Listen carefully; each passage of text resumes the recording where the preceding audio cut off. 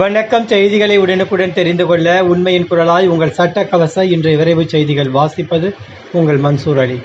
சேலம் மாவட்ட ஆத்தூர் நகரில் காமராஜனார் road MLA அலுவலகம் மற்றும் அரசு மருத்துவமனை அருகில் உள்ள கோவிந்தராஜ் என்பவருக்கு சொந்தமான செந்தூர் ஸ்நாக்ஸ் மற்றும் பேக்கரி 5/9/2024 அன்று ஆய்வு செய்யப்பட்டது. ஆய்வின் மேற்படி அரசு மருத்துவமனை எதிரில் உள்ள கடைக்கு உணவு பாதுகாப்பு உரிமம் பெறவில்லை. மேலும் கடையில் பணியில் உள்ள பணியாளர்கள் கையுறையும் மற்றும் தலையுறையும் அணியவில்லை. பணியாளர்கள் மருத்துவ தகுதி சான்றிதழ் மற்றும் ஃபாஸ்டேக் சான்றிதழ் பெறவில்லை. மேலும் தயாரிப்புக்கு பயன்படுத்தும் தண்ணீர் ஆய்வுக்கு உட்படுத்தப்படவில்லை. தயாரிப்பு இடமும் சுகாதாரமாக இல்லை. பேக்கரி தயாரிப்புகளில் செயற்கை வண்ணங்கள் பயன்பாடு கண்டறியப்பட்டுள்ளது.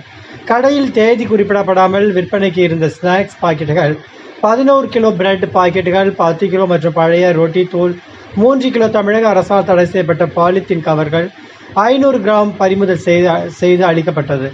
உரிய படிவம் வழங்கப்பட்டது. பாலித்தீன் கவர் பயன்பாடு மற்றும் தேதி குறிப்பிடப்படாமல் உணவுப் பொருளை விற்பனை செய்த குற்றத்திற்காக ரூபாய் 4000 அபராதம் விதிக்கப்பட்டது.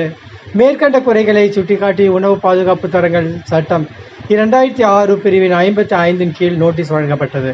இத்துடன் இச்செய்தி அறிக்கை முடிவடைந்த மீண்டும் அடுத்த செயல் சந்திப்போம். அதுவரை சட்டக்கவச இணையதளத்துடன் இணைந்திருங்கள்.